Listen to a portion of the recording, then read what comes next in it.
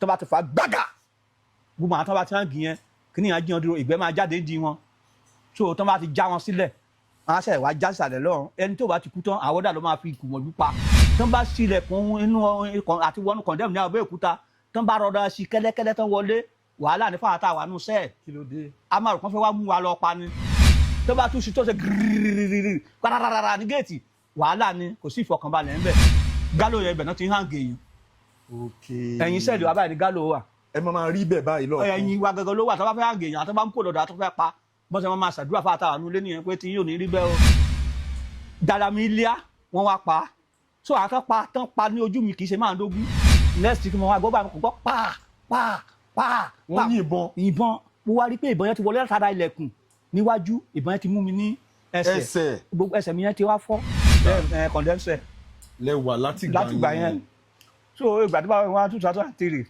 2003 bàbá mi wá láti 1995 mo ojú kan bàbá mi torí pé bàbá mi ti dàgbà gbogbo ìgbà tí mo sọ bàbá mi ti wọ 88 years so ìgbà tí bàbá mi wá ní bàbá àbáyọ mo ní sáà ó ní kí lóun kàn ṣe fún mi mo náà sọ pé kàn lọ pa mí ó lóun rọrùn ó ní kàn lọ pa mí kẹ́ mo ní kàn pa mí ni. How many years lẹ lò lẹ́wọ̀n? 25 years ni mo lò báyìí. Ẹ̀yin aráalé ẹ káàbọ̀ sí orí ètò Unscripted with Jeff Owólẹwà. Bàbá tí ẹ̀ ń wò lẹ́gbẹ̀ẹ́ mi yìí wọ́n sọ story kan fún mi tó jẹ́ nǹkan tó gba omijé lójú mi. Ẹnu oníkàn báyìí láti máa ń gbọ́ pọ̀n. Bàbá ẹ káàbọ̀ sí orí ètò. Ẹ dárúkọ yín fáwọn aráalé kẹ́ ṣàlàyé story yín fún mi. Mo kí yín ẹ̀yin aráalé àtàyìn tẹ́ ń wò wá lókè òkun àti Nàìjíríà gbogbo àdúrà wàhálà kéré tóbi àtọmọ àtaya àtọkọ ẹ̀ ní wọnú ìdààmú. Àmín àṣẹ. Ẹ̀wọ̀n tí wọ́n fi dààmú ọ̀sìn dánṣọ ẹ̀wọ̀n ẹ̀ ní bá wọn wọ̀ ọ́. Àmín. Orúkọ mi ni Ayọ̀dèjì Olúwabánjí Àjàkáyé. Mo jẹ́ ọmọ bíbí ìlú Iléṣà ṣùgbọ́n iṣẹ́ mọ́tò ni mò ń ṣe. Dírẹ́fà mọ́ọ̀lù dírẹ́fà ni mí. Ìgbà tó di 1993 ní àkókò tí bàbá wa Abíọ́lá ọ̀rẹ́ mi kan wà tán porúkọ ní Mùnírù ó jẹ́ ọmọ Adó-Odò local government. So mo máa ń ṣíwọ́ màá gbé mọ́tò fún. Mọ́ọ̀lù ẹ̀ màá gbé fún lẹ́kọ̀ọ́. Agége Motor Road mo wà ní ìsàlẹ̀ ọjà ní Mobil Iléepo ìsàlẹ̀ ọjà mo wà ká tó dé Ìsọ̀kòkò police station so ibẹ̀ ni gáràjì mi. So màá gbé mọ́tò fún wa wá tó wá sọ fún mi pé òun dẹ̀ fẹ́ lọ sílùú wọn o Ládó-Odò ó ní òun dẹ̀ fẹ́ ká jọ lọ. Mo ní ìjọ ló fẹ́ lọ báyìí ó ní that is on Friday ló máa lọ mo ló bẹ́tà mo ní èmi náà ti ṣíwọ́ màá ṣe iṣẹ́ di màá ṣe àfẹ́dè màá gbogbo mọ́tò fún ẹlòmíì abájọ lọ ibẹ̀ sáà náà ti introduce mi sí iṣẹ́ fàyàwọ́ wọ́n máa ń gbé mọ́tò wọlé irọ́ kìí ṣe mọ́tò wọ́n máa lọ sí Ìfọ̀n ọjà Ìbéèbé a lọ kó ráìsì ńbẹ̀ a lè lọ Sẹ̀mẹ̀ a lọ kó kìrìkà so mo ṣe àbẹ̀rẹ̀ sí ṣe kínní but along the line Ọlọ́run ṣe mo ra Toyota Bluebird so wọn á fi mọ́tò yẹn ṣe iṣẹ́ yẹn so ìgbà tó wá di 1993 December that is 2015 December mo wá lọ kó ẹrù ní Ìfọ̀n ọjà àwọn kan tí mo kó àwọn hot whisky Dobonet Golden Gin Batola àwọn nǹkan tí mo kó nìyẹn mo dẹ̀ ń kó bọ̀ ní Ẹ̀fọ̀n Alààyè obìnrin kan ló fún mi ní iṣẹ́ yẹn sójà lọ́kọ ẹ̀ ní Aláṣìíyá lẹ́kọ̀ọ́ so mo ń kó kíní ìbọ̀ lórí fún yẹn ìjọ yẹn gangan sàn ní adẹ́fẹ́ play ní fún yẹn so bí mo ṣe ń bọ̀ nìyẹn mo ti kọjá Àpáta nìbàdàn so mo dẹ̀ ń bọ̀ lọ́sùn state so thereby Ọ̀ṣun state mo ti máa kọjá sí Ẹ̀fọ̀n Alààyè ibẹ̀ ni wọ́n ti mọ́tò wa àkọ́kọ́ second point àkọ́kọ́ tí mo kàn wọ́n dá mi dúró mo dúró change tó wà lọ́wọ́ mi nínú safe torí àwọn jedam migration custom army wọ́n wà lójú ọ̀nà tàdé ń ṣẹ́tù gbogbo wọn tí bá ti dé ojú ọ̀nà so ibẹ̀ wọ́n ṣe ní kí n fún wọn lówó mo dẹ̀ fún wọn lówó wọ́n pàṣẹ kí n máa lọ. mo ti kúrò ní first checkpoint yẹn mo ti kúrò second point mo ti settle mo ti fún wọn lówó tó yẹ kí n fún wọn bó ṣe ń lọ the next thing second point mo wà kàn next wọ́n dá mi dúró mo dẹ̀ point pé bí ẹni pé mo fẹ́ park kò sí owó kankan lọ́wọ́ mi mo lè fi settle wọn lẹ́yìn ẹrù ẹlẹ́rù tó wà nù mọ́tò ìyàwó sójà dẹ̀ ló ní ẹrù so tó bá lọ gbẹrù yẹn lọ́wọ́ mi sí is another problem to me tí màá tún máa lọ bá wọn yí ní guard room àwọn army so mo ṣe bẹ́ẹ̀ mo fẹ́ park mọ́lẹ̀ báyìí mo dáwọ́ mọ́tò padà mo fi sí two ni next thing mo wá gbọ́ bá mi kò gbọ́ pa wọ́n yìnbọn mo wá rí pé ìbọn yẹn ti wọlé látara ilẹ̀kùn níwájú ìbọn yẹn ti mú mi ní ẹsẹ̀ gbogbo ẹsẹ̀ mi yẹn ti wá fọ́. ṣóun rí kámẹ́rà ṣóun rí. mo wá gbé ẹsẹ̀ yẹn sókè báyìí mo wá rí pé gbogbo inú mọ́tò mi ti soak fún ẹ̀jẹ̀ wá sọ fún wọn tó wà ní mọ́tò pẹ̀lú mi pé kó gbórí lọ sísàlẹ̀ kí mo má lọ ba òun ní orí o so ọmọ yẹn wá gbórí lọ sísàlẹ̀ wá ní àpàlà sí fẹsí mo ní kò sábà pọ kó máa yí steering yẹn nígbà tí mo rí pé mo ti tẹná kọjá wọn díẹ̀ mo wá rọ páàkì mọ́lẹ̀ mo ṣe páàkì mọ́lẹ̀ báyìí mo ṣe wọ́ wọnú igbó nìyẹn mo ní kò náà bọ́lẹ̀ o pẹ̀lẹ́jẹ̀ yẹn mo ṣàwà inú igbó yẹn ni mo wà mo ti rìn inú igbó yẹn gan later wọ́n wá débẹ̀ wọ́n ní where is that idiot wọ́n trace inú abẹ́ bẹ́ẹ̀ ni where is that idiot nǹkan kan pápá kan ti ń ṣí mọ́tò mi wọ́n ti ṣe wọ́n ti rí àwọn ẹrù tí mo kó sínú ọkọ̀ yẹn wọ́n ti rí pé wine dobonet batola golden gin làwọn nǹkan tí mo kó sínú ọkọ̀ láti kíní wọ́n ṣà ń sọ̀rọ̀ mi ṣà ń lọ inú igbó yẹn mo ṣà ń lọ inú igbó yẹn mo ṣà wà inú igbó yẹn fún 4 days mi ò jáde àwọn náà ti wá lọ bá àwọn kan wájú náà ṣiṣẹ́ dẹ̀nà kéré iṣẹ́ ojú ọ̀nà lọ́sọ̀ sọ fún wọn pé bóyá ó lè possible kí n jáde pé àwọn ti fáyà mi tó dẹ̀ possible kí n jáde. pẹ̀lẹ́jẹ̀ tí ti wà nínú ẹsẹ̀ nígbà tó máa dijọ́ kẹrin ẹsẹ̀ yẹn ti wú itan mi ti wú mi ò lè control mi wọ́n á wò pé tí n bá dẹ̀ lọ kú sínú igbó yìí shortage ló máa jẹ́ fún àwọn fífi wọn ní rókú mi wọn ní anything mo ṣe ní kí n kú jáde nìyẹn ìgbà tí mo máa jáde ọwọ́ àwọn people highway patrol mo bọ́ sí highway patrol sì wà ní ìgbà yẹn I'm talking about 1993 bẹ́ẹ̀ ni so mo ṣe bọ́ sọ́wọ́ wọn nìyẹn wọ́n ṣà arrest mi wọ́n wá pe àwọn bàbá gànkú nìbàdàn bàbá gànkú ló wá wọ́n wá wọ́ mọ́tò mi pẹ̀lú tó ń fẹ́ kù. ok bàbá gànkú nìbàdàn ní ìyá gànkú tó méjì ìyá gànkú wà bàbá gànkú wà. ok so mo ṣàṣe gbé mi nìyẹn ó di bàbá gànkú gbàtí máa dé bàbá gànkú ní kí n máa gbé mi Sẹ́lẹ̀yẹlé lọ Sẹ́lẹ̀yẹlé lọ́dọ̀ kọmíṣánná nìbàdàn búlẹ̀tì ẹsẹ̀ yín búlẹ̀tì kẹ̀ wọ́n tẹ̀ rí tèmi rò pọ̀pọ̀ dáàdì náà bọ́n ṣe ṣe yẹn pàpà ń nà mí wọ́n nà mí pẹ̀lú búlẹ̀tì yẹn èmi ilé fún mi búùtù gan níbi ẹsẹ̀ yẹn so egungun ẹsẹ̀ yẹn ti wá ta bí mélòó kan ti ta síta bẹ́ẹ̀ tó ti fọ́ mi ò lè control ẹ̀ mọ́ torí ti dijọ́ kẹrin so wọ́n ṣe gbé ẹlẹ́yẹ ní kí n máa ta sáwọn lọ sí eléwé ẹran pé kí n máa gbé lọ sí eléwé ẹran pé kéèsì yẹn ti happen from Ogun State pé from kan dáhùn padà sí eléwé ẹran ni mo wà gbà tí mo tó di ọ̀sẹ̀ kejì mo ti wà eléwé ẹran náà ní kí n máa gbé lọ sí Yaba area F ní Ìkẹjà náà ní kí n gbé mi lọ sí Odùduwà wọ́n gbé mi lọ síbẹ̀ yẹn wọ́n yọ búlẹ̀tì ẹsẹ̀ wọ́n yọ búlẹ̀tì inú wúndì yẹn náà mo wà wọ́n gbé mi débẹ̀ yẹn wọ́n wá kán rí fámi lọ sí pàǹtí ní Yaba ibẹ̀ ni mo wà kí n má ṣàfọ̀rọ̀ Ògùn station ni mo wà títí ìgbà tó di February 1995 bọ́n ṣe ní kán lọ charge mi sí kóòtù nìyẹn wọ́n wá gbé mi wá sọ́sùn padà. ẹ wà ní police custody mo láti gba 1993 yẹn bẹ́ẹ̀ ni wọ 1995 from station to another one station to another from one station to another so wọ́n wá gbé mi wá sí court ní Ọ̀ṣun state wọ́n charge mi sí magistrate látẹ̀kọ́ ọ̀dà padà sọ́sùn state torí Ọ̀ṣun state náà ti rí arrest mi so ìgbà tí mo wá dé Ọ̀ṣun state ní sinagbe mi lọ sí magistrate yẹn ni mo wà wọ́n fún mi lájọ mẹ́rin. ẹ má bínú sà búlẹ̀tì yẹn ṣé gbogbo time 2 years ẹ fi wà ní police custody. no treatment eru sìgá táwọn yẹn bá mú un sẹ́ẹ̀ mo máa ń fi sójú ẹ̀ eru sìgá torí mi ò kì í mu sìgá. wọ́n máa ń ṣe eru sìgá sójú ẹ̀ so àwọn máa wá mi mo ṣe àwọn kan ṣe àwọn aláàánú mi lè help mi gbogbo ìgbà mi ò ráyè connect ìyàwó mi kò tí ì sí set ńgbà yẹn kò tí ì kan tó ń já set. àwọn family yẹn ò mọ bí wọn ò mọ bí tí mo wà so kò dẹ̀ sáà set kì í ṣe ayé set so ibẹ̀ yẹn mo wà títí nígbà tó di 1995 wọ́n gbé mi lọ sí court that's 23 January February wọ́n gbé mi lọ sí court wọ́n wá refer mi sí prison. 1995. so ìgbà tó máa dé prison. ní prison Ọ̀ṣun state. Iléṣà gangan náà gbé mi lọ Iléṣà prison náà gbé mi lọ so ìgbà tó máa dé prison sí ibẹ̀ ni mo wà tí mo sọ àti connect àwọn welfare láti bá mi lọ sílé pé nígbà tó kọ́kọ́ délé gan tán ní báyìí wọ́n ní ṣé mo wà láàyè ṣá àwọn èèyàn wá ní mo wà láàyè o àwọn ọ̀dà tó bá mi lọ àwọn welfare department wọ́n ní mo wà láàyè wọ́n ní ṣé lóòótọ́ ni bí wọ́n ṣàrán ìyá bàbá mi àgbàlagbà ni ìyá lọ́nà ní kó kọ́kọ́ wá testify bá lóòótọ́ ni mo wà láàyè so ìgbà tí ìyá dẹ̀ débẹ̀ tí ìyá rí mi ẹkún ìyá yẹn ń sun èmi náà bẹ̀rẹ̀ sí ń sunkún pé kí ló ṣẹlẹ̀ báyìí mo wá ṣàlàyé fún wọn wọ́n ní mọ́tò mi ti wà lọ́dọ̀ àwọn ọlọ́pàá ní kóòtù bóyá ọ̀dọ̀ àwọn ọlọ́pàá mi ò mọ ibi tó ṣògbó ìgbà yẹn ayétòrò náà ló ń gbà yẹn àbí kí ilé sọ̀rọ̀bì gómìnà ibẹ̀lẹ̀ sa ibi wà ń gbà yẹn lóṣogbo so mo ní bá mọ́tò mi ti wà ń bẹ̀ ọ̀sà lókè báwọn ṣe kọ́kọ́ máa tọ́jú mi ní wàhálà wọ́n wá bẹ àwọn tó wà nínú ibẹ̀ yẹn wọ́n lọ rí DC wọ́n lọ rí chief ipe kọjọ ọgbọ́n náà wọ́n máa arrange mi sí hospital tó lè bá mi treat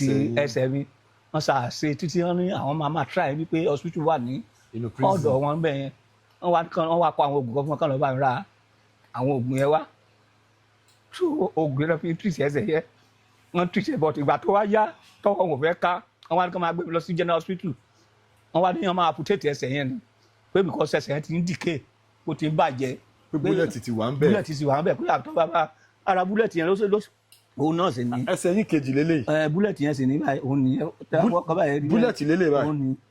so búlẹ̀tì ló wà nínú ẹsẹ̀ yín. òun lẹ́wọ̀ yẹn ródóródó lẹ́wọ̀ yẹn. láti 1993. bẹ́ẹ̀ ni èso yẹn òun ló ń dry mi ìbá tóbi dáadáa ṣùgbọ́n búlẹ̀tì yẹn ló fa ẹ̀jẹ̀ ara mi. so mo ṣá wà bẹ́ẹ̀ yẹn nígbà tó di January 14 1990 wọ́n wá arrange mi sí tribunal court lọ́dọ̀ àwọn ayé ológun ni tribunal court yẹn ni mo wá mi ò ní complainant mi ò ní any exhibit ìgbà táwọn lọ́ọ̀yà mi máa fight fún mi wọ́n fight no case submission fún mi there is no case to submit because mi ò ṣe confessional statement ju bọ́ kò sí complainant kò sí exhibit kò sí anything mo ṣe àwọn àbẹ̀ later on kí n má ṣàwọn ọgbà tó máa ṣe judgement mi wọ́n fún mi firing squad pé kán lọ dèmí má gbà kán lọ pa mí. firing squad lọ fún mi pé kán lọ dèmí má gbà kán lọ pa mí so ìjọ ìnáwó gbé mi dé Abẹ́òkúta pé kàn bá rí firing squad yẹn ṣe either kan hang mi or I suffer until I die that is most pronounce judgement nígbà yẹn nìyẹn ó dẹ̀ wà ń bẹ̀ ìgbà tó di 2003 bàbá mi. láti 1995. bẹ́ẹ̀ ni nígbà tí ó di. ẹ̀wọ̀n wo lẹ́wà. Ìbára prison. ní condemn cell. lẹ́wà láti gbà yẹn. so ìgbà tí bàbá mi wá 2003. 2003 bàbá mi wá. láti 1995. mo fojú kan bàbá mi torí pé bàbá mi ti dàgbà gbogbo ìgbà tí mo sọ bàbá mi ti wọ 88 years. so ìgbà tí bàbá mi wá ní bàbá àbáyọ mo ní sá ó ní kíni kan ṣe fún mi mo náà sọ pé kán lọ pa mí ó ló rọrùn ó ní kán lọ pa mí kẹ́ mo ní kán pa mí ni ó ní wà náà wọ́n tún máa ṣòkú o ó ní wọ́n ní pa mí mo ní wẹ́ màá dúpẹ́ o bàbá mi bẹ̀rẹ̀ sí ìbèlú ọ̀gá ọgbà pé kí ni kò ń ṣe kí ni kò ń rìn ọ̀nà òní kò ń rìn wọ́n wá ní wọ́n dúpẹ́ lọ́wọ́ pé àwọn alágbàtà ti gba ìjọba lọ́wọ́ ológun wípé kí bàbá try kó wá bó ṣe máa rìn lọ́dọ̀ àwọn olóṣèlú yẹn bóyá wọ́n á ṣe àánú fún mi pé Ọlọ́run ṣe degree náà fi ṣe kéèsì mi ó dẹ̀ lọ́pọ̀tún láti jẹ àǹfààní òṣèlú degree 2 no bail no motion so ayé ológun ni wọ́n á ní kí bàbá wọn ṣe máa rìn lọ́dọ̀ wọn bàbá wa lọ sọ̀rọ̀ bàbá Bísí Àkàndé so ìgbà tó dọ̀rọ̀ bàbá Bísí Àkàndé wọ́n wá rán progressive pharmacy wá sí Abẹ́òkúta kán wá wò mí wá wọ́n wá dẹ̀ wọ́n try bàbá wa rò pé àwọn máa wọlé ìbò ẹlẹ́ẹ̀kejì wọ́n wá wọlé. Chief Bísí Àkàndé. bàbá Bísí Àkàndé ni Oyinlọ́lá fi gba ìjọba ń gbà yẹn so lọ́sùn state ìwé tó wá ṣe sórí tébù ni Oyinlọ́lá bá tí bàbá mi tó padà lọ́sọ̀dọ̀ ẹ̀ Oyinlọ́lá bá wọ́ yí ìdájọ́ ikú mi yẹn sí ẹ̀wọ̀n gbére. wọ́n convert ìdájọ́ ikú yẹn sí gbére pé á sì bẹ́tà ọkàn mi á balẹ̀ ju pé kí n wà nílé ikú yẹn lọ so lọ́bi sí kò nílé ikú ibẹ̀ sáà mo wà títí nígbà tó di last year ni bàbá wa Nurudeen Jatri Adémọ́lá Adélékè nígbà tó pé 25 years ni bàbá fi mí lẹ̀ pé kí n máa bọ̀ ní ìgboro bọ̀ dídé tí mo wá dé ìyàwó mi ló wá tọ́jú mi láti ìgbà tí mo ti wà ní ibẹ̀ yẹn. ìyàwó mi láti ìgbà kẹ́ tó lọ sẹ́wọ̀n yẹn bẹ́ẹ̀ ni ó dúró tì mí òun ló ń tọ́jú mi ìgbà tí mo wá dé ìwọ̀nba nǹkan tó fi má lè ṣe pé òun nìkan ló wà ń gbà yẹn àwọn ọmọ mi ti lọ ọ̀rọ̀ àwọn ọmọ mi gan mọ́ ọmọ méjì náà mo bí àárí wọn mọ́ bọ̀t ìyàwó mi nìkan sáà dádúró ìyàwó kì í rí wọn kò sí anything ìgbà tí mo wá dé ìwọ̀nba ọjà tó kù tí àwọn mi tà tó fi ń bọ́ mi tí mò ń jẹ ara aṣọ àwọn tó bá tún jẹ́ olólùfẹ́ mi tó fẹ́ràn mi àkàtọ́ irú ilé tí mo wẹ̀ náà kó fún mi ní. bàbá ẹ má bínú ẹ ní sùúrù ẹ jẹ́ ká mú ní ẹsẹsẹ láti 1995 tán ti lọ gbé yín sẹ́wọ̀n bẹ́ẹ̀ ni wọ́n dájọ́ kú fún yín bẹ́ẹ̀ ni gbà tí alágbádá gba ìjọba ní 1999 wọ́n yí padà kúrò ní ìdájọ́ kú sí ẹ̀wọ̀n gbére bẹ́ẹ̀ ni ibẹ̀ yẹn lẹ wá wà títí láti 1990 how many years lẹ lò lẹ́wọ̀n. 25 years ni mo lò báyìí kí n tó jáde. 25 years lẹ lò lẹ́wọ̀n. bẹ́ẹ̀ni. kẹ́ tó jáde. bẹ́ẹ̀ni. kọ́ọ̀tì gọ́vnà Adémọ́lá Adélékè. ló fẹ́ ṣàánú fún mi. lọ ṣe amnesty. bẹ́ẹ̀ni. wọ́n ṣe wá dá yín sílẹ̀. pé kí n máa bọ̀ ń gbòòrò. year wo lẹ jáde kúrò lẹ́wọ̀n. last year ni mo jáde. 2025. bẹ́ẹ̀ni mo jáde kúrò ní ọgbà ẹ̀wọ̀n. láti 1995. bẹ́ẹ̀ni. bẹ́ẹ̀ni. so ibẹ̀ ẹ̀sà ni mo wà. ẹ má bínú dádì. yes sir. ẹ má bínú. yes sir.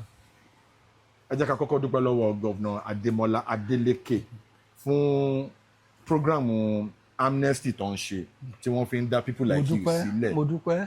ẹ jẹ́ ká kọ́kọ́ dúpẹ́ lọ́wọ́ wọn. mo dúpẹ́ lọ́wọ́ gọ́vnà pẹ̀lú gbogbo àwọn ìgbìmọ̀ wọn tọ́jọ́ ń ṣiṣẹ́ papọ̀ mo gbà ní àdúrà ibi tẹ́ ń fọkàn sí ẹ fẹ́ dé ẹ̀mí máa mú yín débẹ̀. Àmín. Àkókò ìjọba tí yín ó ti ń túbọ̀ ó ti ń túṣẹ ìnira ò ní bá yín o. Àmín. Gbogbo ẹ̀tẹ́ sẹ́jọ́ ìjọba papọ̀ ìnira ò ní bá yín. Àmín. Ìpínlẹ̀ Ọ̀ṣun á wà lálàáfíà. Àmín. Ààbò Ọlọ́run á dájú lórí yín. Àmín. Báwa náà ṣe níwọ̀nba tá a bá ní níwọ̀nba láti fi ṣe ẹ̀ torí kò sí kan tá a ní ju pé ká dìbò wa fún yín lọ lórúkọ Jésù Ọlọ́run àwa náà lọ́wọ́. Àmín. Ìjọba ẹ̀ mọ̀ ọ́n ṣe o. Mo dúpẹ́ lọ́wọ́ yín ẹ ṣé o. Ẹ̀yin lẹ dá padà sáàrin àlàyé. Òkú lára àlàyé ni mí. Mo Bàbá dúpẹ́. mo ń bọ̀. Gọ́vnà Adémọ́lá Adélékè ẹ ṣé gan o gbogbo akitiyan yín láti rí wípé àwọn tán jù sẹ́wọ̀n unjustly pé wọ́n ń jáde through program amnesty yín ẹ ṣé gan torí tí a bá ní irú gọ́vnà báyìí irú olóṣèlú báyìí púpọ̀ láàrin àwùjọ wa we are gonna have a better society torí gọ́vnà wa wọ́n wà very empathic wọ́n wà passionate wọ́n wà compassionate wọ́n ní ìbẹ̀rù Ọlọ́run lọ́n fi ń ṣe gbogbo àwọn nǹkan tó ń ṣe yẹn adúpẹ́ lọ́wọ́ yín o adúpẹ́ I really appreciate.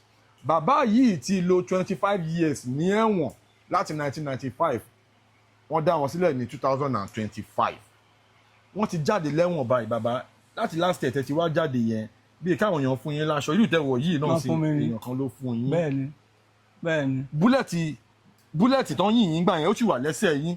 Ó sì wà lẹ́sẹ̀ oore òun sì ní. erin ni bẹ́ẹ̀ni. búlẹ̀tì ló wà bí báyìí báyìí. bọ̀rọ̀ yẹn búlẹ̀tì àwọn àmì yẹn ló sì wà lẹ́sẹ̀ òun ló fọ́ gbogbo ẹsẹ̀ mi bí eléyìí búlẹ̀tì yẹn nìyẹn òun ló fọ́ gbogbo ẹsẹ̀ mi yẹn. now àtìgbàtẹ́ tí wàá jáde látẹ̀wọ̀n adúpẹ́ lọ́wọ́ ìyàwó yín tán dúró tí yín torí ọ̀pọ̀lọpọ̀ níyàwó wọn ti fẹsẹ̀ fẹ́ màmá ẹ ṣé o adúpẹ́ lọ́wọ́ yín kí lẹ wá ń ṣe látìgbà yẹn. ìgbà yẹn mi ò ní agbára mọ́ nígbà tó di last year ìwé hospital náà ló wà bí báyìí mo bá develop pé mo rí pé ẹsẹ̀ mi máa ń wú ikùn mi á wú ọwọ́ mi á wú mímí mi á ṣàdédé háì lójijì tí n bá ṣe nǹkan kékeré bóyá omi fẹ́ gbé lọ́ba fún mi á rẹ̀ mí mi ò ní lágbára mọ́ ìgbà tí mo wá dé hospital wọn ni mo ní liver problem mo ṣe diagnosis mo ṣe ya x-ray mo ya echo mo ṣe blood test mo ṣe gbogbo ẹ̀ wọ́n wá ní blood mi ni pé ó ti rẹ̀ pé liver mi ti weak so torí ìgbà yẹn wọ́n nà mí ní àdá ní igbá àyà during the time process no àwọn ọlọ́pàá nígbà yẹn wọ́n nà mí ní àdá máa ń pe máa yẹn ní Jude so òun ló wà ní station gbà yẹn ní 1990 bẹ́ẹ̀ ni sà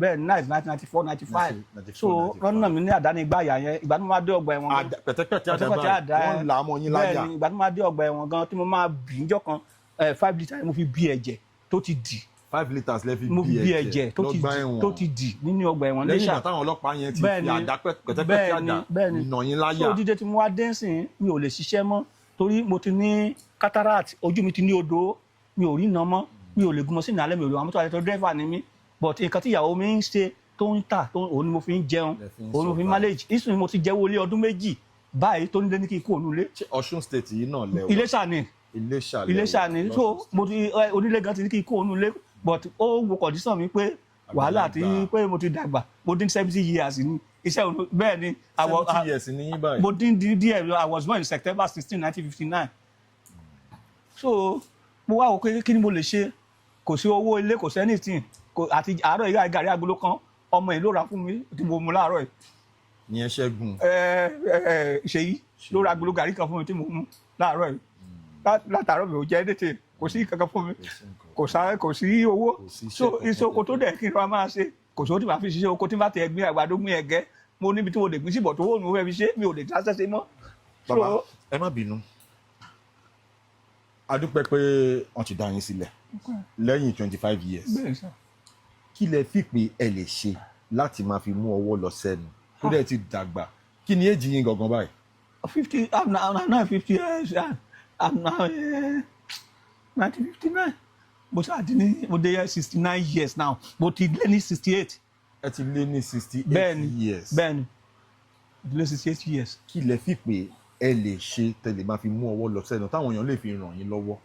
ohun tí mo lè sẹ́nu ni pé bóyá ọjà tí ìyàwó mi ta yẹn tábàárò òfin tajà yẹn kémi náà máa jókòó sí ṣọ́ọ̀bù lọ́dọ̀ ẹ̀ tó máa ń mú igbá tó ń pure water kémi náà máa ń bá mu kí n máa ṣe kí n máa fi jẹun torí méjèèjì wa mọ́tò mọ́ mi ò lójúmọ́.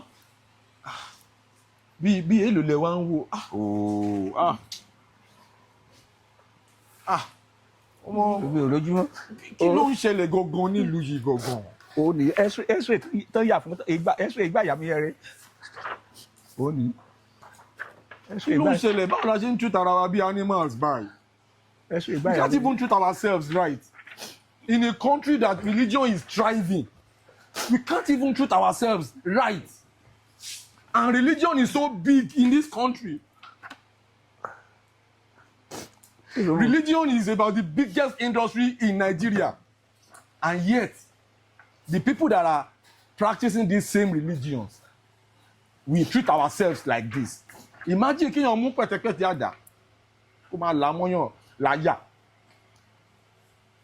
Kó máa la pẹ̀tẹ̀pẹ̀tẹ̀ àdá mọ́yàn láyà. A lot of people láti bá sọ̀rọ̀ lórí ètò ẹ máa hangi àwọn èèyàn ẹ máa fi pẹ̀tẹ̀pẹ̀tẹ̀ àdá máa nà wọ́n. Even when they have committed the crime, are you supposed to do that? Now, people like that, you will go to church, you will go to mosque.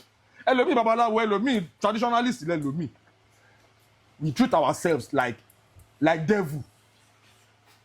So, kí wá ni devil? Baba. Èló lẹ fi pè ẹ ní táwọn ọmọ Nàìjíríà lè fi ràn yín lọ́wọ́. Ojú bàbá yóò ríran dáadáa mọ́. For the past 25 years, he was in prison. 25 years is almost 69 years old. This Baba, almost 69 years old. What can he do? He can't go to construction sites and carry blocks. He can't do that. He can't do much. Almost 69 years old. He was in prison for 25 years. Thank God for Governor Ademola Adeleke once again. He came out of prison, no compensation whatsoever. Look at him. The same society, then you come and call trillions of money to my code. Justice Department, in this country, one politician will embezzle trillions of money. Look at him. People like this are supposed to be compensated. If we do not compensate them, what if they go back to? What if they decide to actually commit the actual crime? Because most of them don't even know anything that took them to prison. They don't even know nothing about it. Most of them are innocent. Look at this man. Almost 69. Tí wọ́n bá wá ní bàbá tó wà almost 69 years old. Kí lẹ expect coach fi life ẹ̀ ṣe? At 69. Ó máa jẹun. Ó ní health issue. X-ray ló wà nílẹ̀ yìí. He can't do anything. Kí lẹ fẹ́ kó ṣe at 69 kó lọ máa ru block. Kó lọ máa ru ẹrù lọ́jà. Ṣé tẹ̀yin náà bá rí irú bàbá yìí at almost 69 years old tó ń ru ẹrù lọ́jà ṣé máa gbẹ́rù lé lórí kò ríran dáadáa mọ́. Coming to this program this morning èèyàn kan ló ra gàrí fún wọn kan mu and this is a society téèyàn kan máa jí trillions of money tó máa jí kó lọ. Ẹ jẹ́ ká máa ṣàánú ara wa, ẹ jẹ́ ká máa pity ara wa in whatever forms, in whatever ways we can help ourselves. Ẹ jẹ́ ká máa ran ara wa lọ́wọ́ bàbá. Ẹ má ké mọ́ torí èmi gan kí lẹ fẹ́ káwọn èèyàn ṣe fún yín. Ẹ bá àwọn ọmọ Nàìjíríà sọ̀rọ̀, wọ́n ń wò yín, wọ́n ń gbọ́ yín, àwọn èèyàn ń wò yín. Mo dúpẹ́ tẹ́ bá lè ràn mí lọ́wọ́ àti jẹ àti mu pẹ̀lú ẹ̀tì mi torí mi ò lágbára mọ́. Àyà ló máa ń dùn mí tá a bá wú ẹsẹ̀ mi àwí kù mi àwú. Mẹ́lẹ̀ rìn dáadáa tí bá ti rìn lọ mẹ́lẹ̀ rìn náà dáadáa mọ́. Ṣùgbọ́n tó bá dẹ́ fún mi tí ìyàwó mi bá rọ àtajà ìtajọ́ jókòó sọ̀rọ̀ tí mo ń ta tó ń mú gbá tèmi náà máa wo màá lè survive. Mi ò ní ikú tó ní kí n lọ kú yẹn mi ò lè tètè kú mọ́. Màá lè máa jíró oúnjẹ ọjọ́ jẹ. Láàárọ̀ yẹn nìkan ló ra gàrí agolo kan fún mi pẹ̀lú ẹ̀pà ọwọ́ 100 naira tí mo mú láàárọ̀ yìí títí di táì mo ṣe bá ń sọ̀rọ̀ lọ́wọ́lọ́wọ́. Ṣùgbọ́n mo ní ìrànlọ́wọ́ yín ẹ̀yin ọmọ Nàìjíríà láti òkè òkun àti Nàìjíríà lábúlé níletò Mùsùlùmí Kìrìsìtẹ́nì ọlọ́run ànábì mú wọn mọ̀ ọlọ́run Jésù Kristi ọlọ́run adúró tì í ẹ ràn mí lọ́wọ́ mo ní ìrànlọ́wọ́ yín ẹ ṣàánú fún mi. Àwọn Muslims, àwọn Christians, àwọn oníṣẹ̀ṣe wọ́n pọ̀ tó lè ràn yín lọ́wọ́ ẹ bẹ̀ wọ́n. Ẹ jọ̀ọ́ mo bẹ̀ yín ní ẹ̀yin bàbá wa náà oníṣẹ̀ṣe ẹ̀bùn a máa fín ẹ máa jáwé a máa júṣe ẹ yẹ ajúṣe o ní agbára ọlọ́run ẹ̀ ní sétí o gbogbo yín mo kí o Kìrìsìtẹ́nì Mùsùlùmí mo kí yín mo ní ìrànlọ́wọ́ yín ẹ̀yin ọmọ Nàìjíríà ẹ ràn mí lọ́wọ́. Ẹ pe àkáǹtì yín fáwọn èèyàn. Access Bank mò ń lo àkáǹtì mi ní 14 63 36 16 60. Ẹ pè é again. 14 63 36 16 60. Ayọ̀dèjì Olúwabánjí Ọlátúbọ̀sún ló máa gbé wá. Access Bank. Access Bank. Access Bank ní àkáǹtì tí wọ́n pè direct.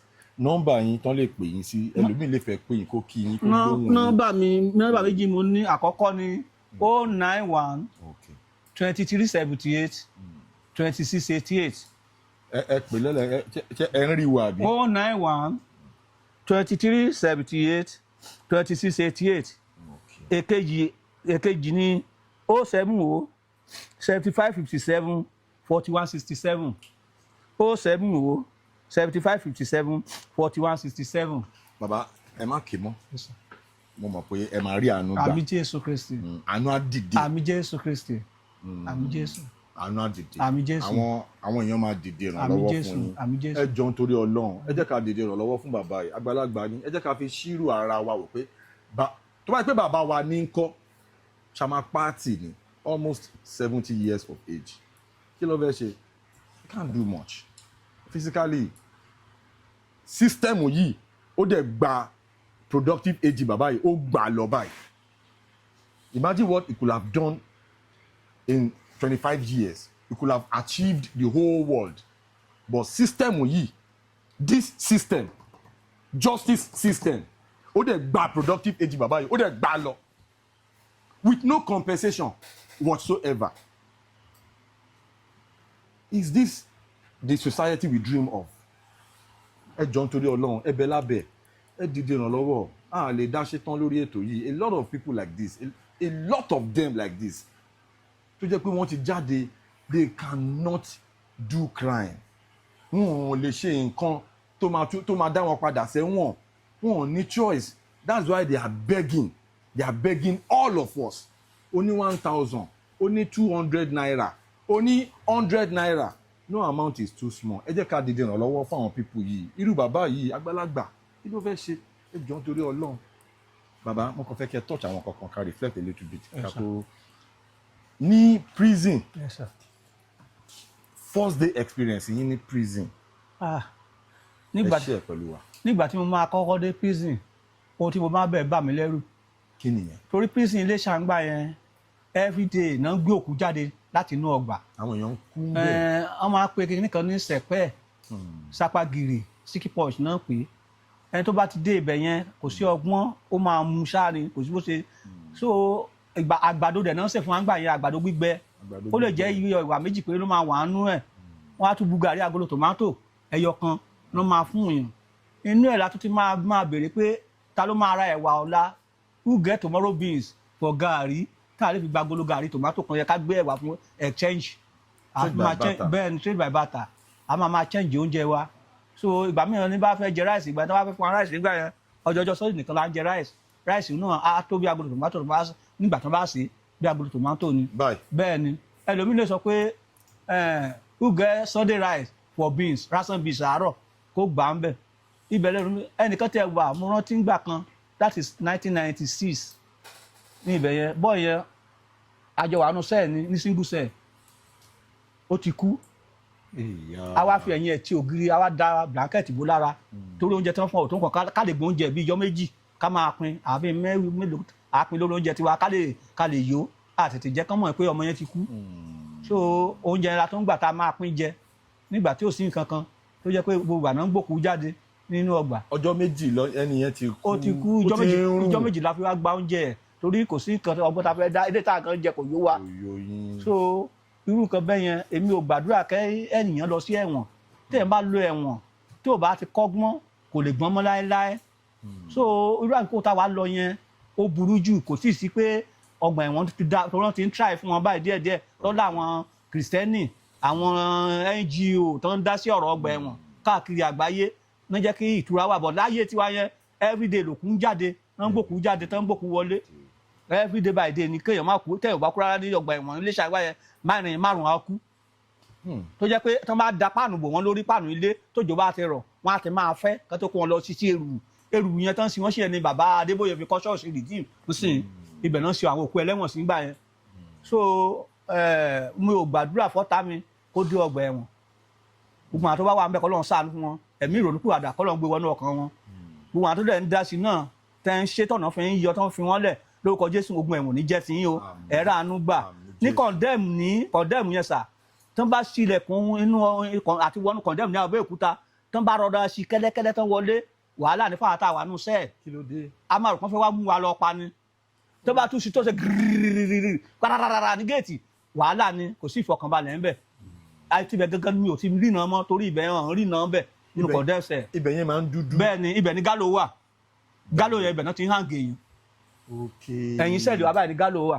ẹ máa rí bẹ́ẹ̀ báyìí lọ́ọ̀kan. ẹ̀yìn wa gángan ló wà tó bá fẹ́ hàn gèèyàn àti tó bá ń kó lọ́dọ̀ àti tó fẹ́ pa bọ́n ṣe máa ṣàdúrà fún àtàwọn àánú lé nìyẹn pé tí yóò ní rí bẹ́ẹ̀ o tí yóò ní rí bẹ́ẹ̀ o tó fi máa hàn gèèyàn tó fi máa já kìíní yẹn jí àbí jí abẹ́ fọ́ọ̀dù báyìí ni ló wà nù gálò yẹn tó bá ti fà gbàgà gbogbo àwọn tó bá ti hàn gèèyàn kìíní yẹn jíyan dúró ìgbẹ́ máa jáde di wọn tó tó bá ti já wọn sílẹ̀ wọn á ṣẹ̀ wá já sàlẹ̀ lọ́rùn ẹni tó bá ti kú tán àwọ̀dà ló máa fi kùmọ̀lú pa nínú kòtò yẹn. bẹ́ẹ̀ ni ẹni tó bá ti kú tán hàn tó ti kú tán wọn á lù pa ni. ó ní èèyàn tí ẹjọ́ wà nínú condemn sẹ́yìn tó ń ti pa ló tó ń pa tẹ mọ̀. wọ́n pa obìnrin tájọ wà níwájú lọ́sùn state wọ́n pa obìnrin.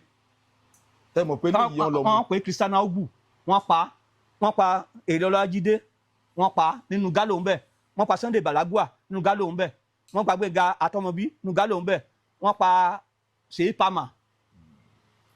so ìgbà tó kẹ firing squad wọ́n gbé bàbá Èjìwẹ́ wá láti ọ̀hún àjọ wà lóṣẹ́ ni Èjìwẹ́ Ẹdẹ firing squad ni wọ́n fáwọn bẹ́ẹ̀ tí wọ́n pa wọn lóṣogbo.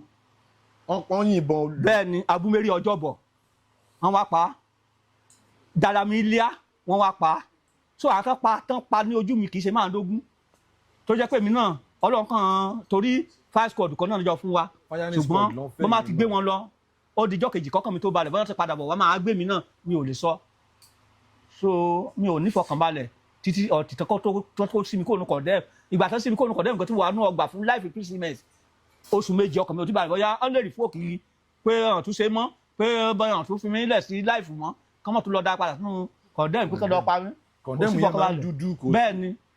bẹ́ẹ̀ ni kò sí fọkànbalẹ̀ ọkàn mi ò balẹ̀ ìjọ tó fi mí lẹ̀ pé kí n máa bọ̀ ọ́lé mo tó sì fọkànbalẹ̀ torí ikú níbẹ̀ yẹn ikú wọ́pọ̀ tẹ́yẹ̀ bá dẹ̀ ti kú tó bá wọ wá síbẹ̀ yẹn táwọn aráàlú bá wọ́n condemn wọ́n lè sọ fún transfer kan máa wà káàkiri. ìjọba ni wípé ẹ jẹ́ ká máa rò pé kò sí ipò kíkò tá a bá wà láyé àájìyìn fún Ọlọ́run ọba tọ́lọ́ máa fún mi ní agbára èèyàn ní Adémọ́lá Adélékè yìí o Ràúfù Arẹ́gbẹ́ṣọlá náà fi àwọn èèyàn lẹ́ẹ̀bẹ́ o ẹ̀yin náà tẹ́ ń bọ̀ tí bàbá ẹ̀ bá ṣe ìjọba ẹ̀ tán Adélékè tó bá ṣe ìjọba ẹ̀ tó fẹ́ padà dìbò yìí á wọlé á ṣe lágbára Ọlọ́run orí àwa tá a wà nínú ìjìyà gan á ti bàbá ẹ̀ lẹ́yìn á dórí ìjọba yẹn ẹ̀yin tá a bá padà lẹ́yìn ẹ̀rọ ti eléyìí tí Adélékè ń ṣe yìí náà tó bá ti yá tó bá kàn yín kò tí ì kàn yín tó kẹ́yìn náà lè ṣe irú nǹkan báyìí jẹ́jẹ́ kí ìjọba dẹ̀ máa ronú wò yìí pé kì í ṣe gbogbo ẹ̀ tó wà lẹ́wọ̀n ló dáràn.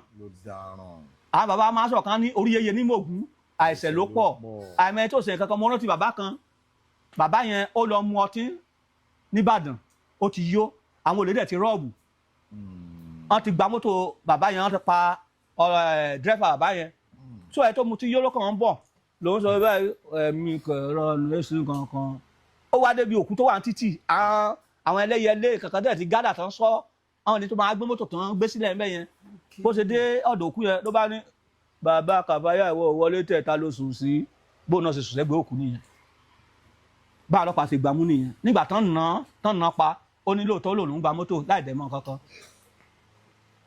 wọ́n kọ̀ dẹ́m at last ibẹ̀ náà ti pa.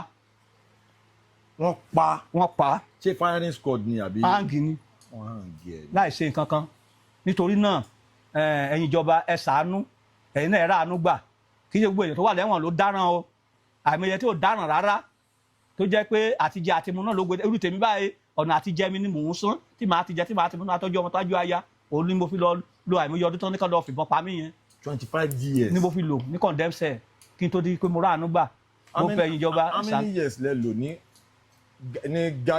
condemn cell yẹn kó tó di pé wọ́n fi yín sí ibi department life. mo ti lò 8 years nínú condemn náà ṣe wá change sí life imprisonment. 8 years yẹn ojoojúmọ́ la yà yín ká sókè pé. mi ò nífọ̀kàn bá dẹ̀ anytime ló wà mú mi kọ́ lọ pa mí nígbà àwọn tó lọ wọn pa náà tájọ wà níwájú gọ́fúnà kan náà ṣèbí ibì kan náà lájọ wà so Ọlọ́run kàn ṣàánú fún mi mo ráàánú gbà. so lẹ́yìn 8 years yẹn lẹ́wà ṣẹ̀ṣẹ̀ wá. lọ́sẹ̀ wá já mi sí life ẹ̀wọ̀n gbére. ẹ ti pe àkáǹtì yín fún àwọn èèyàn. bẹ́ẹ̀ ni sà. ẹ ti pe nọ́mbà yín fún àwọn èèyàn. bẹ́ẹ̀ ni sà. ẹ dúpẹ́ lọ́wọ́ àwọn èèyàn ẹ bẹ̀ wọ́n ẹ dúpẹ́ lọ́wọ́ wọn mo mọ̀ pé máa ráàánú gbà. àmì ẹ ṣé mo dúpẹ́ lọ́wọ́ yín gbogbo ẹ̀yin tẹ́ ẹ gbọ́ wa tẹ́ wò wá ní agbára Ọlọ́run iná ò ní tán owó yín iṣẹ́ yín okòwò yín á máa tẹ̀síwájú iná ò ní wọlé yín o olè ara olè ẹ̀mí kò ní jà yín ẹ ní rógun ẹ̀wọ̀n nílé ayé yín o ọmọ ò ní kú mọ́ yín lọ́wọ́ aya ò ní kú mọ́ yín lọ́wọ́ ọkọ ò ní kú mọ́ yín lọ́wọ́ lọ́lá ànábì mi ọmọ lọ́lá Jésù Kristi mo bẹ̀ yín ẹ ṣàánú fún mi mo nídìí àánú ni mò ń fẹ́ o lórúkọ Jésù ẹ̀yin náà ẹ ra àánú gbà o àbọ̀lọ́run adájú lórí yín ẹ ṣé o. Christian àti Muslim nìkan ló ń wò àti àwọn oníṣẹ̀ṣe àti àwọn bàbá wa oníṣẹ̀ṣe gbogbo ọmọ Nàìjíríà lókè òkun ní Nàìjíríà àti àwọn bàbá wa oníṣẹ̀ṣe àwọn bàbá oníṣẹ̀ṣe gangan wọ́n láàánú ju akìrìsìtẹ́nì mi ń lọ torí àwọn gbà pé ẹ̀sìn wọn tán gbé dání yẹn kò fẹ́ èké bẹ́ẹ̀ ni ẹ̀sìn ẹni ṣọ̀ṣẹ́ ò fẹ́ èké o tó bá búra lérí nǹkan ó dá wọn lójú ni gbogbo àwa kìrìsìtẹ́nì gbà míì mùsùlùmí a lè fi Kùránì búra kó bá di túmọ̀ ṣùgbọ́n oníṣẹ̀ṣe ò kì í ṣe bẹ́ẹ̀ ní agbára ẹ jáwé á ṣeé ṣe ẹ yẹgbò á ṣeé ṣe o ààbò Ọlọ́run á dájú lórí yín mo dúpẹ́ lọ́wọ́ yàtọ̀ kìrìsìtẹ́nì mùsùlùmí àti oníṣẹ̀ṣe lórúkọ Jésù ààbò Ọlọ́run á dájú o ẹ ṣé mo dúpẹ́ o.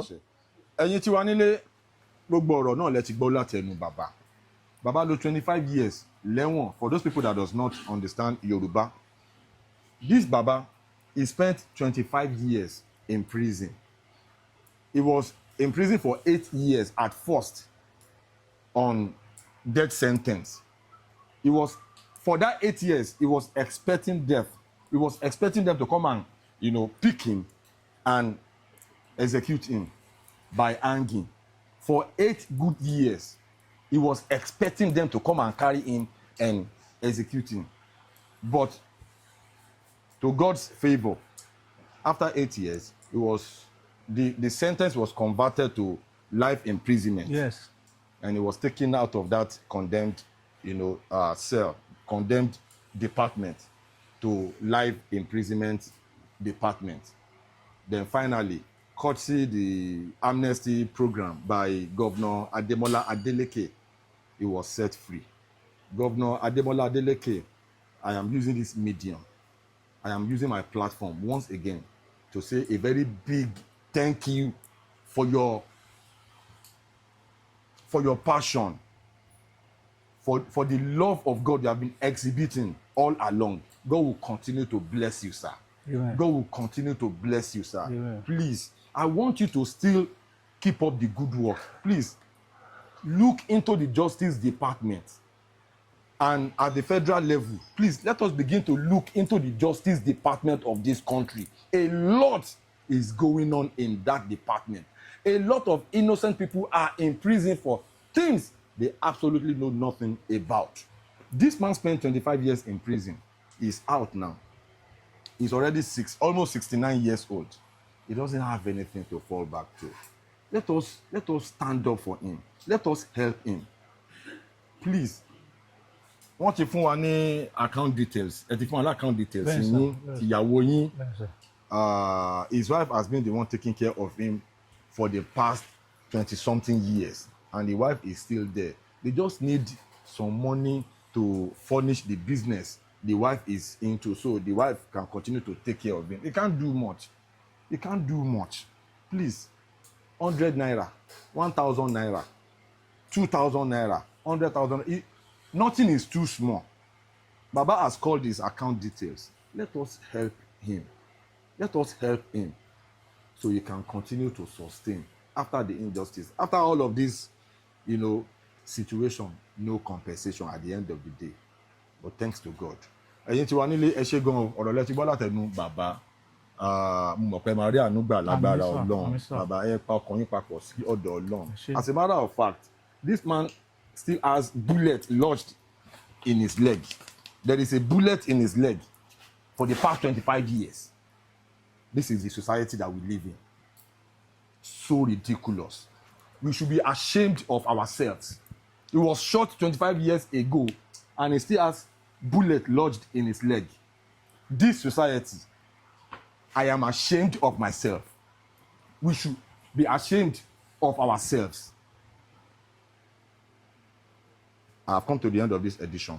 Ẹ jẹ́ kí èmi àti yín kó máa ró lọ́kàn wa gbogbo àwa tá wà nípò agbára tá à ń lo agbára nílòkulò, ìwọ tó ní police connection, ìwọ tó ní justice department connection, ìwọ tó ní prison, ìwọ tó jẹ́ warder, police, àwa tá wà ní justice department even àwa lawyer tá à ń gba owó àwọn èèyàn tá à ń nà jẹ tí a ṣe iṣẹ́ tó máa fi gbé innocent people kúrò lẹ́wọ̀n a máa ro lọ́kàn gbogbo wa. Let us stop treating ourselves like animals. Jeff Owólẹwà lórúkọ mi, Unscripted lẹ́tọ̀. Bye.